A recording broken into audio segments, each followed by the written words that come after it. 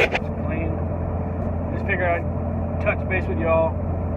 I'm doing fine. I know I haven't been posting much on YouTube. I've just been, the drag strip's been closed. It really sucks that I have to travel over an hour, really an hour and a half, hour 45 to a track just to use all the stuff I got. Apparently something happened with our local track back in July.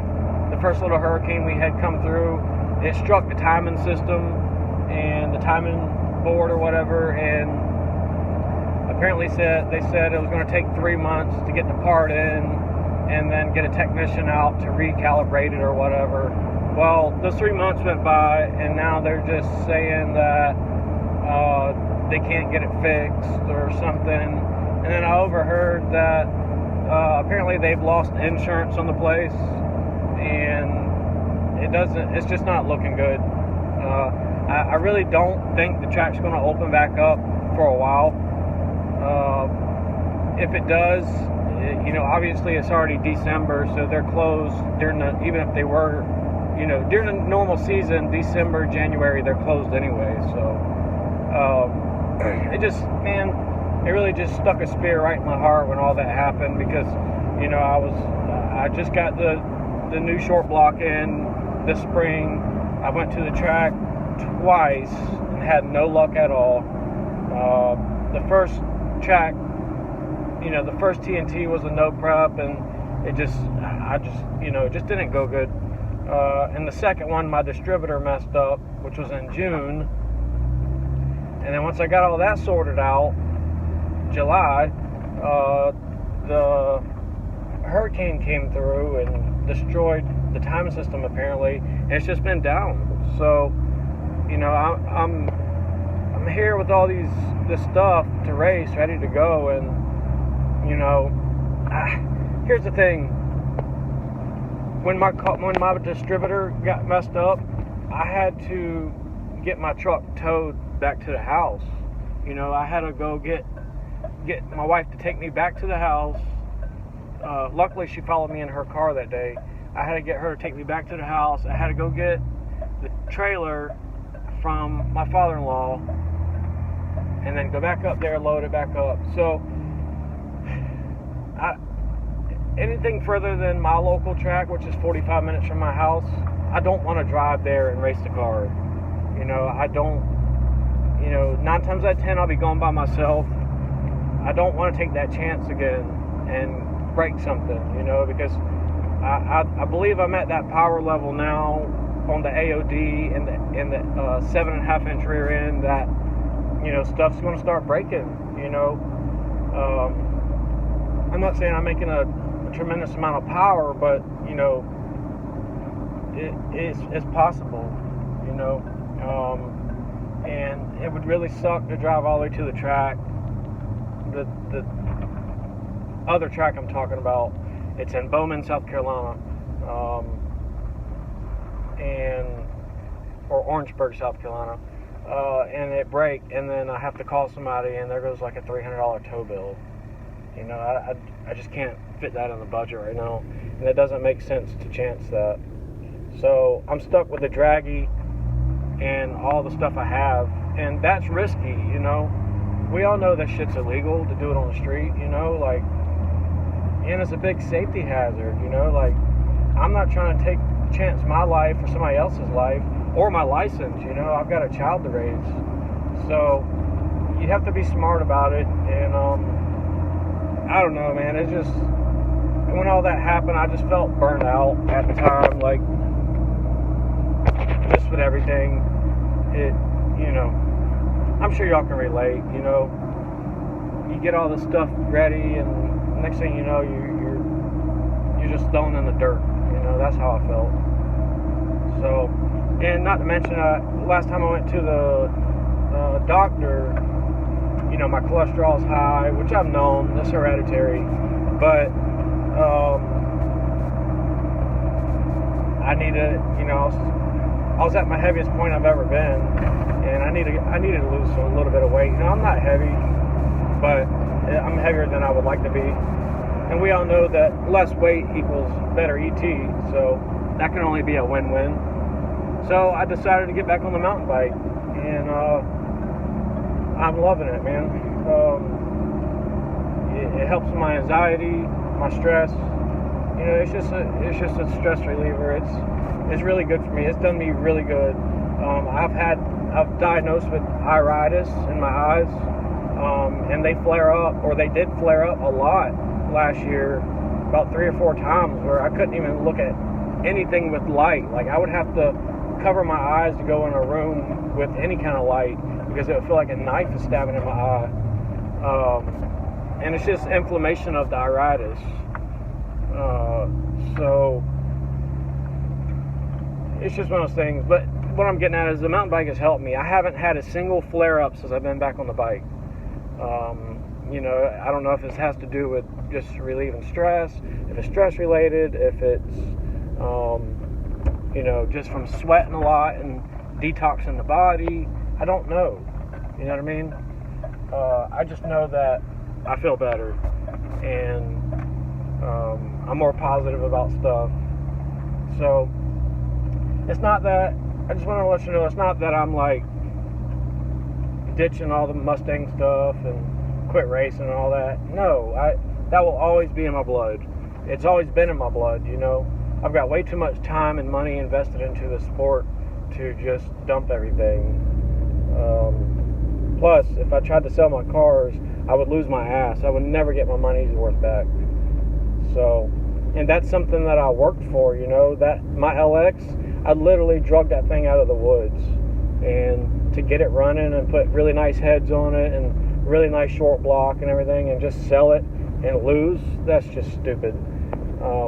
So no, I'm not quitting. I gotta wait for the track to open up, you know. And I hope y'all can understand. I will make some draggy hits, but I gotta play it smart, like I was just saying. You know, I hope the track opens up. That's what I'm getting at. And if it doesn't, then I'm just gonna have to buy a trailer or a car dolly, which I'm not really a fan of car dollies with the AOD, because you got to unhook the drive shaft, because you can't pull it with the wheels on the ground without trying to burn the transmission up. All the research I've done, they say, you know, if that thing is spinning and the pump's not spinning, you're going to burn it up. So, and I don't want to do all that. I don't have to unhook the drive shaft, although it's only 4 bolts. But it's just another thing. I'd rather just get a trailer, you know. So I'm saving up for a trailer regardless. After the last track trip where the distributor broke and I had to get towed back, I was like, okay, I'm done with just driving to the track. So I'm saving up for a trailer, and when the deal comes around, you know, obviously I'm not going to buy a brand new one, but when the deal comes around, I'm going to snag it, and that way I won't have to worry about it, you know. It's just going to be a while. So anyways, I hope y'all are doing well. I have a few clips of some single track mountain biking, and let's see what else.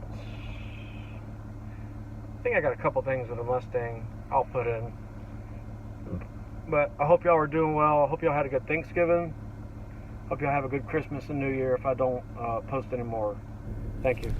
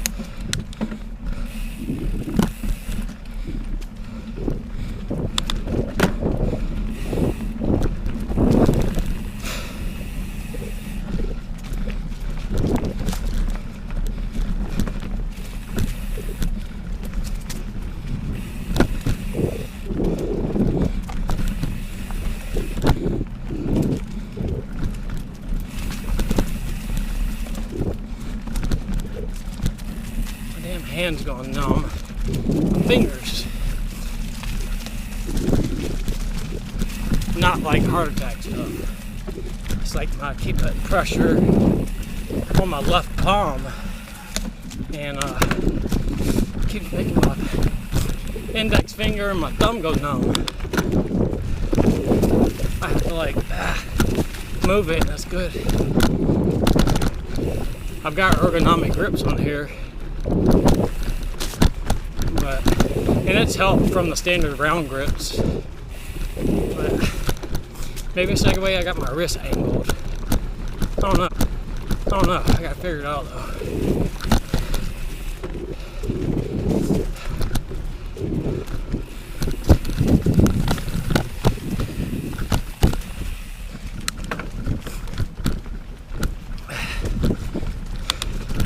It's cold today, but the sun is shining, so I ain't sitting inside. Oh, I missed that turn. Oh well. Now let's go to the In and Out Trail. It's like a half mile. Pretty rooty. You can't really carry a lot of speed.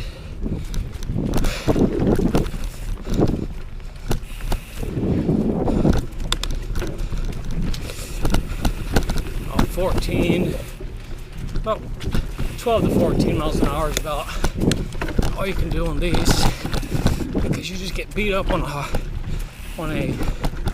hardtail, which is what I'm riding. But they are fun, just like that, like a little mini pump track.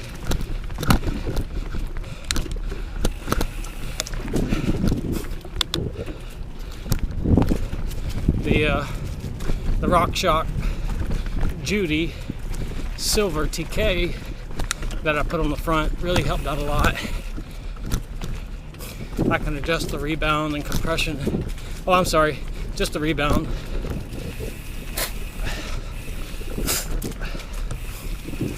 The RockShox Recon, you can adjust the rebound and compression. So I went with a cheaper route since it's a cheaper bike. Still a major upgrade over the one that came on it, which is just a standard Sun Tour. I think it's an XCM30. And this is a Ozark Ridge, Ozark Trail Ridge 29er, medium frame.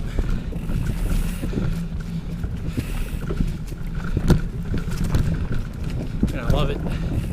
The cheapest way to get back in mountain biking.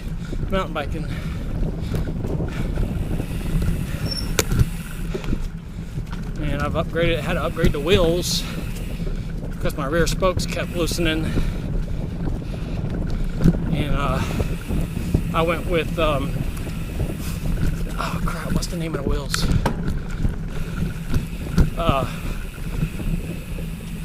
Hoosiers or something like that. I have to look back at it. They've been rock solid though. They've got more points of engagement in the freewheel or the free hub over the standard wheels that came on the Ozark Trail. And what else did I do? I put the Schwabel. What tires are these? These are the, oh shit, I can't remember. I'll have to look back. Oh, the Tough Toms. 29 by 2.35. I went up to Poinsett State Park, up in, it's around Sumter, South Carolina, and there was a good bit of climbing there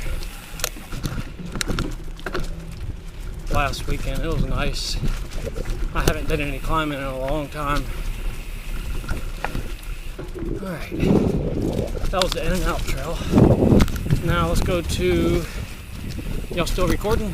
Yeah. The camera's probably all bouncy. Right. Let's see here. Dang, my hand is tingling. Yow. My wrist. Alright, this is whiskey. Okay. This one you can kind of take a little more speed on. This one's about 2.5 miles. There we go. Get rolling good on this one.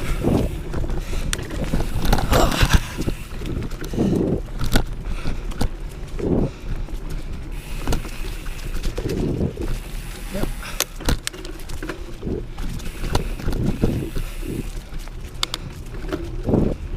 These trails are freshly blown and raked. Me and another guy did it. He did most of it, but I did bring my chainsaw out and cut a couple trees after the hurricane. And it's about the time the trails get blown anyway, because it's fall time. Ooh.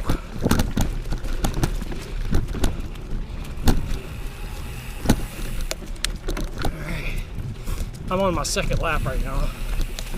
One whole lap is about 5.4.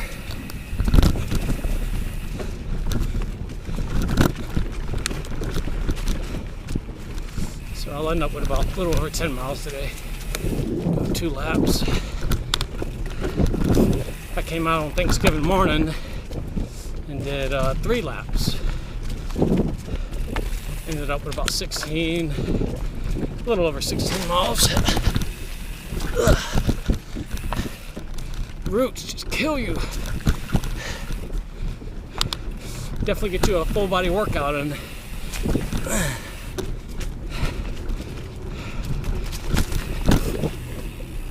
Riding a hardtail makes you learn to choose a good line to take, instead of just running straight over things.